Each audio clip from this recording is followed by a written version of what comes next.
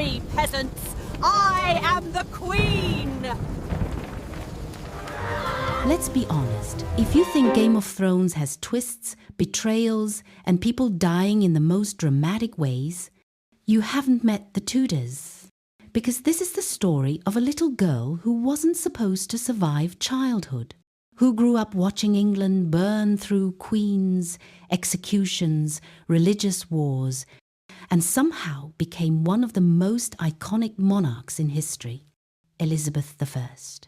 A princess, a prisoner, a political pawn, and finally a queen. But trust me, nothing about her rise was guaranteed. In fact, she came terrifyingly close to losing her head multiple times. Ready to go down this rabbit hole of royal chaos? Let's see. When Mary Elizabeth's older half-sister took the throne in 1553, England was already on edge. Religious tension, explosive. Political factions, fighting like wild dogs. Everyone scared of choosing the wrong side? Absolutely. And Elizabeth? She was the princess everyone whispered about, a Protestant heir in a Catholic queen's England. That alone made her dangerous. Mary believed Elizabeth's existence threatened her rule.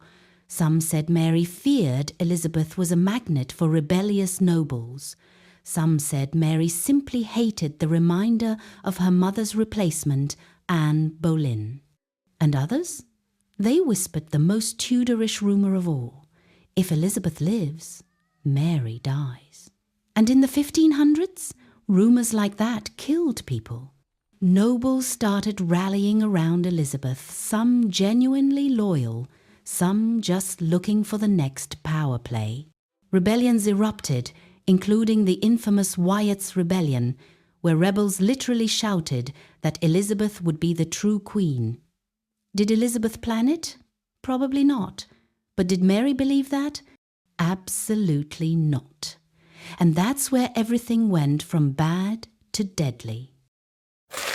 You know what blows my mind? Elizabeth didn't do anything. Literally nothing. But in Tudor politics, your silence can be a weapon or a threat.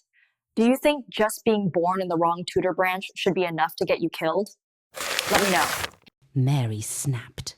Elizabeth was dragged from her home at Ashridge, sick, weak, terrified, and marched through London as the crowds begged for mercy, and then the Tower of London. That place wasn't just a prison, it was a death sentence with good lighting. The same tower where Elizabeth's mother, Anne Boleyn, lost her head. The same tower where traitors disappeared in the night. When the gates slammed shut behind her, she knew she might never walk out alive. Every footstep outside her cell could be an executioner. Every message from Mary could be her last command. And here's where history gets absolutely insane. Mary wanted her dead, but she never signed the execution warrant. Why?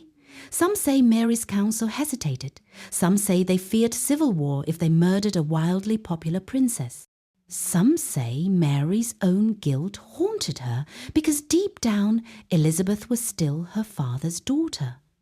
But the wildest theory? Philip of Spain, Mary's own husband, quietly advised, "Don't kill her. You might need her." Yes, geopolitics saved Elizabeth's life. Run for your lives! The Queen will have our heads! Everything is on fire! Merciful heavens, administer the sacred oils! Pray for her soul, brother. It looks grim.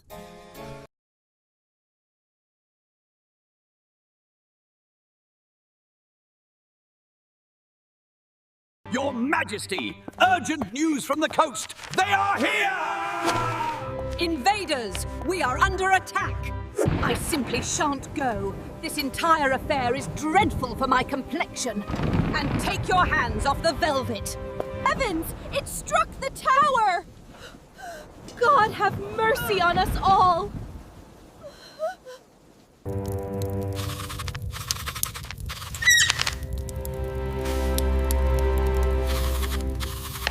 Your Majesty, these scrolls contain the evidence of your misconduct.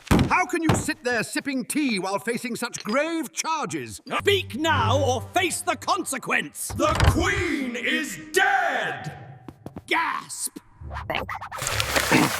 So here's the thing. From the outside, it looked like Elizabeth's life was a long string of scandals she didn't even start. And in Tudor times, a scandal could get you killed faster than a sword. Do you think she was just horribly unlucky?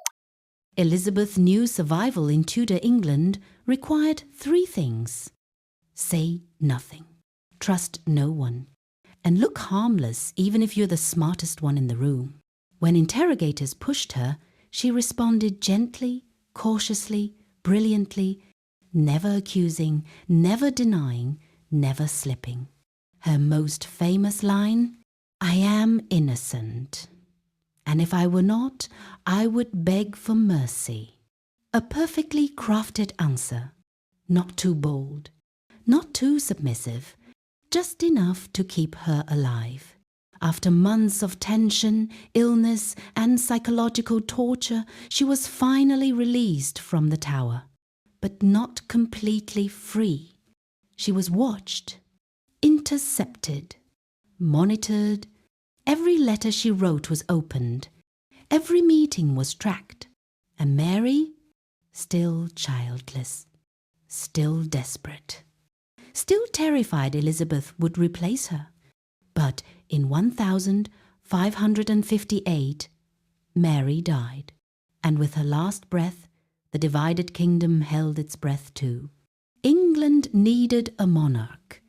Someone strong, charismatic, unifying, someone who could calm the storm. There was only one person left standing, Elizabeth. Let me know.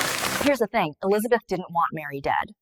But Mary couldn't let Elizabeth live freely. It's one of those no-win situations. If you were Elizabeth, would you forgive Mary or make her your villain? Curious what you think.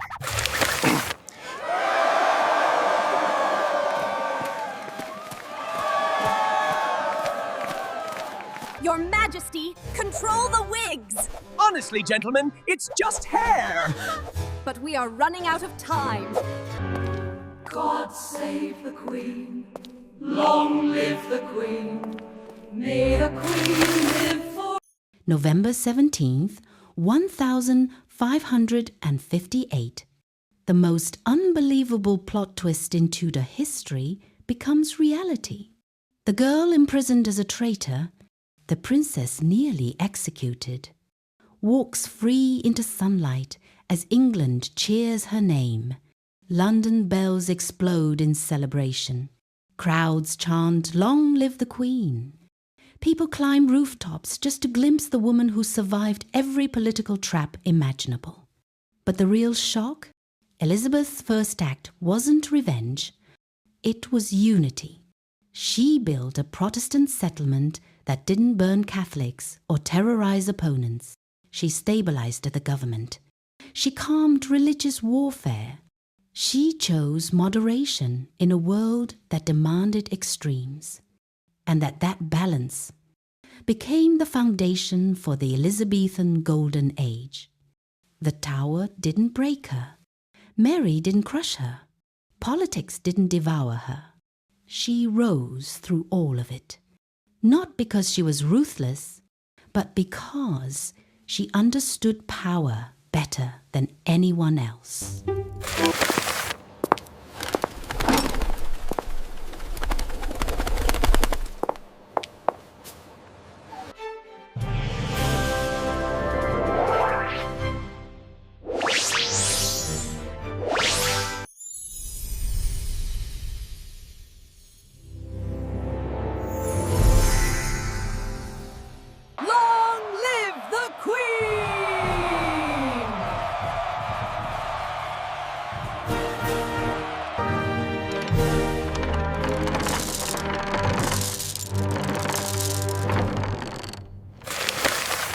So that's the story of Elizabeth I, the girl who outsmarted a kingdom, survived a queen, dodged execution, and stepped into history as one of the greatest rulers England ever had. Not bad. For someone who grew up in a family where most problems were solved with an axe. If you want more Tudor chaos, more queens who rewrote destiny, or the darkest secrets behind royal power hit follow, we've got a lot more stories to uncover.